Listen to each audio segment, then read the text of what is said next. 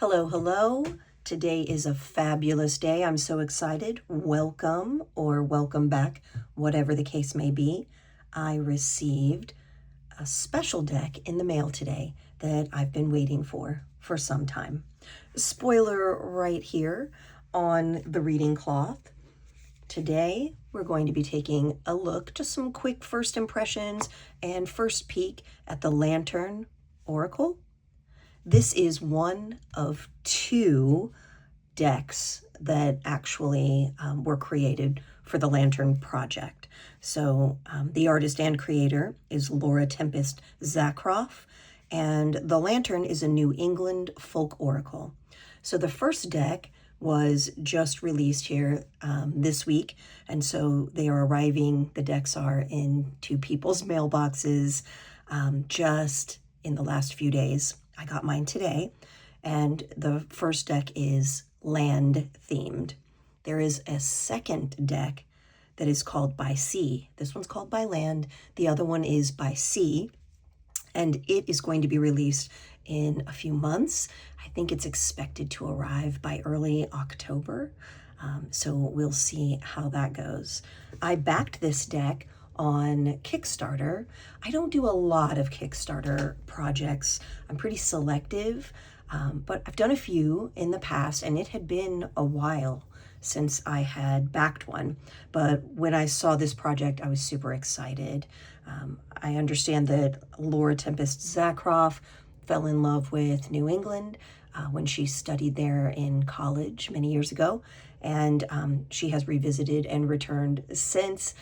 The place kind of gets into your heart and your soul, and from my experience, it stays there. Clearly that was the case for her. So I'm excited to share it with you. I did take open the box because my little weak hands don't do well. I struggle quite a bit with opening things, and nobody wants to sit there and watch the struggle. So to keep things speedy, I did open the box and I took off shrink wrap, but that's it. That's as far as I got. I have not looked at the cards, so I'm so excited to look at them with you.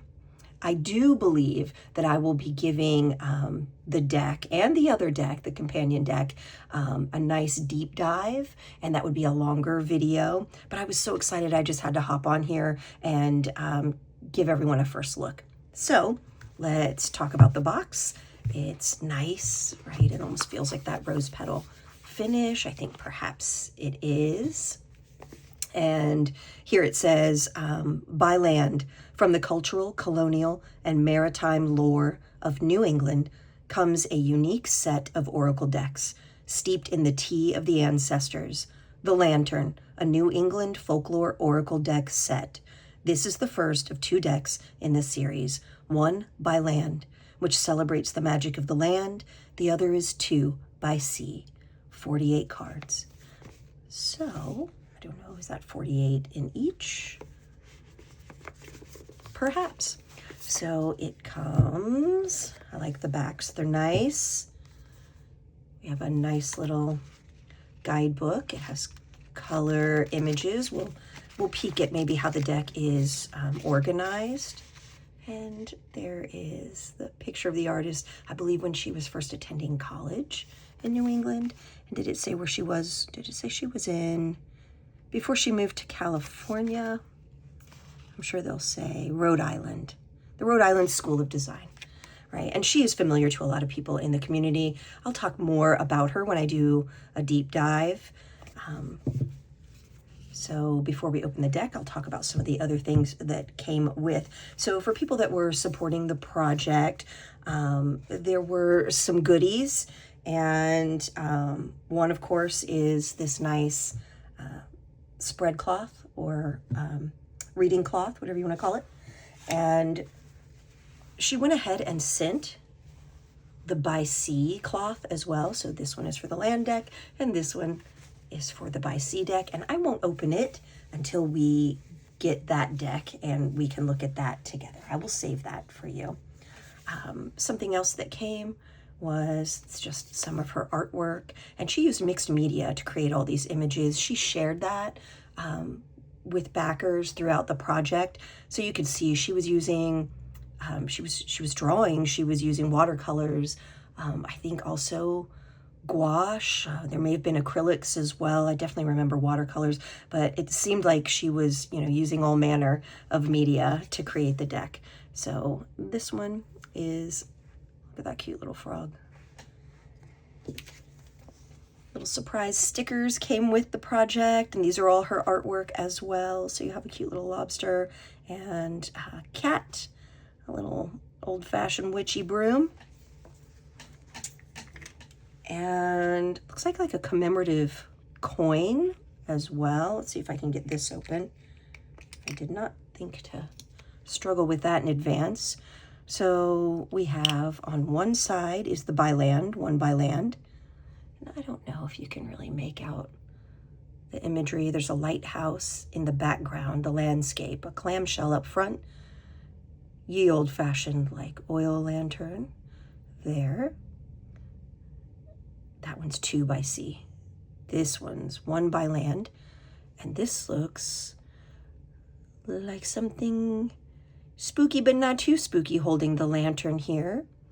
And I don't know if it's supposed to be like a Bigfoot type creature or kind of ghosty. Seems like a folkloric creature to me. So you'll have to tell me what you think in the comments. Perhaps you know. Is it just a commemorative coin? I think you could use it for divination. You could consider one side for yes and one side for no. If when you're doing a reading, you'd like to do a yes or no question, I think that's an option. Undecided as to what I'm going to do with it. So before we unwrap the cards, let's just get just a little overview of the arrangement. Categories. Okay, so we have several different categories for the deck. So it looks like there are 7 that fall into the group entitled archetypes, and there are 7 that are in the artifacts group. 6 cards are in cryptids and spirits. That's a single group. 6 cards in the farm and market group. 10 cards are in Fauna, and 5 cards are in Flora. 7 cards are in places. And of course, these all represent New England-centric places, plants, right? Life and legend. So that's helpful. She gave some spreads, not surprised. I like that the cards are in color. There are keywords, looks like, that are going to be on the card. The art is charming. I think, yes, it is Bigfoot. Okay, that's our little creature that was on the coin. So let's crack this deck open and look at it together. I'm gonna cheat and use my scissors. These are large cards. I like them. My little hands struggle, but my eyes appreciate larger imagery and words. Okay, it looks color-coded. We have, I wouldn't call it a gold foil. It seems a little more antiqued, like a bronze, right? So that's nice. Thick cardstock, but not too thick. Just the lantern on the back. Not reversible. The lantern is one way. I noticed when I just now looked at the book, she didn't set up reversal meanings for this deck. So let's just look at it together and enjoy the artwork. Let's see, should I have it here? And then we'll do a discard off to the side. Okay, the artist. So this, and that tells you it's in the archetypes category, and we have this color indicating that it's in that category. And so the keywords are creativity, inspiration, and multitasking. And I have a feeling this might be her lovely art studio or something like it.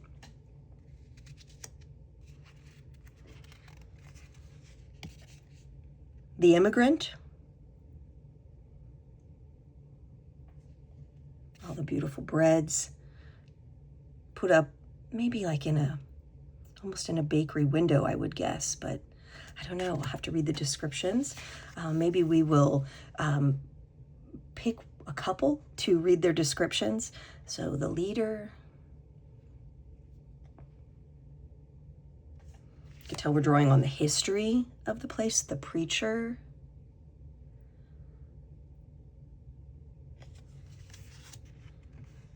The well-to-do, love it.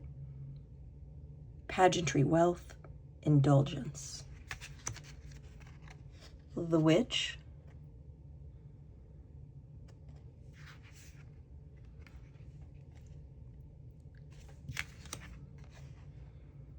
The writer. The broom. I really like this image. I like the pared down background. I was just in Salem and made my way through other parts of New England to get there. I met a friend. We had a girls' trip. That was last month.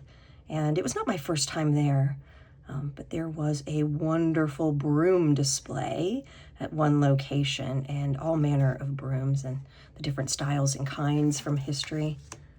Kind of reminds me of that. That beautiful old copper kettle. So we have shifted into artifacts with our broom cards. Lantern, meeting house, needlepoint sampler, nice historic reference, right? Not nice, but kind. And there's the demonstration of the needlework skill, which all young girls were expected to accomplish and practice their needlework back in the day. Some cultures still do that, I believe. Skeleton key, watch. Now we're getting into the cryptids and spirits. We have Bigfoot.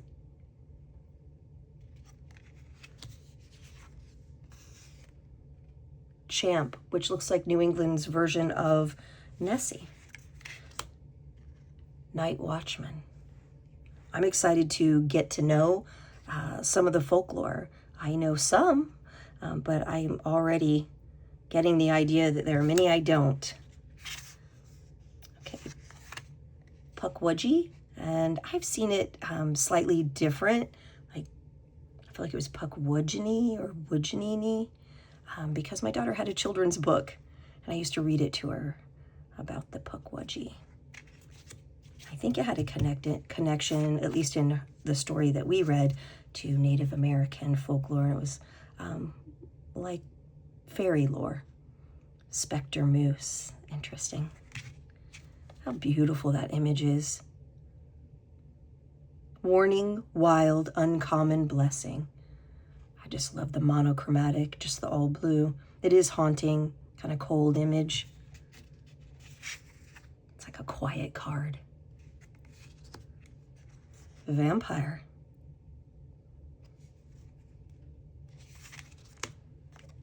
We have switched now into farm and market. Apples. Berries.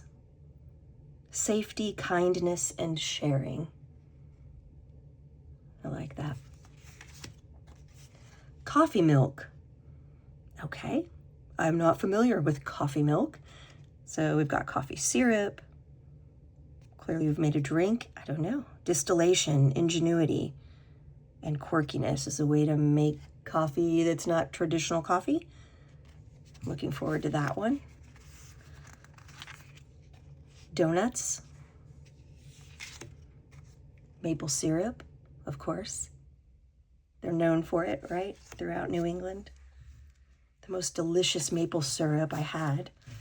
We had a dear friend that lived in New Hampshire, and he would get local maple syrup for us, and he gifted it to us, and it was aged in bourbon barrels, and it was the most delicious, decadent stuff. Three Sisters, you're probably familiar with that, right? The three plants that traditionally Native Americans planted together because they give each other what they need. The nitrogen, etc., in the soil, they take and give what each of the other plants needs to thrive. They help each other. So it's what? Pumpkin, squash, and corn. And then I just found out extremely recently that it also, the three together, when you eat them together, that it gives the body what it needs, and you get much more nutrition, I think antioxidants and things, because they are so cooperative together, even when you're eating them. And so it's interesting. Cooperation, mutual benefit, and abundance. Also, I know the lore says that the Native Americans taught early settlers how to plant that way, and people still do it today. Cardinal. So we have hit fauna as a category. We've left farm and market. Crow. Fireflies. Doesn't this kind of evoke a simplified version? It's kind of reminiscent of Van Gogh's Starry Night. Being able to see all the radiance, the blues and yellows, not very diluted, like really intense right next to each other. There's something about blue and yellow together. It just pops, right? Beautiful. There's our frog from our bookmark. Garter snake. I just encountered one of these in my own backyard last week.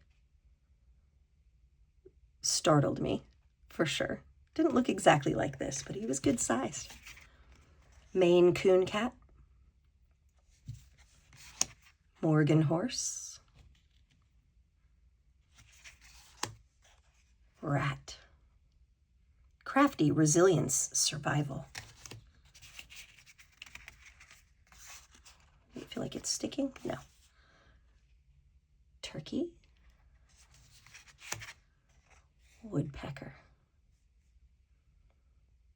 I love being able to see the texture, the lines. It's not all perfectly smooth in the background. I like that.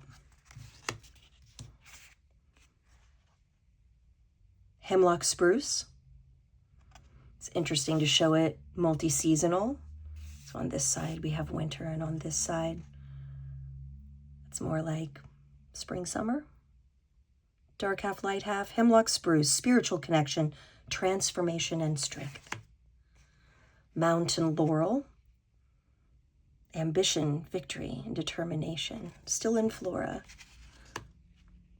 Interesting that we included the animals in with the flora. That was the category. New England aster. So you really get a little bit of everything. Pink lady slipper orchid. Wow. Rarity, enchantment, and longevity. That's a wild looking flower. Wintergreen, prosperity, healing, protection. Oh, I love this. The covered bridge. Nostalgia, caution, gateway. I love that. Fountain, fortune, connection, and chance. I know there are stories behind all these. Graveyard, memory, ancestors, quietude.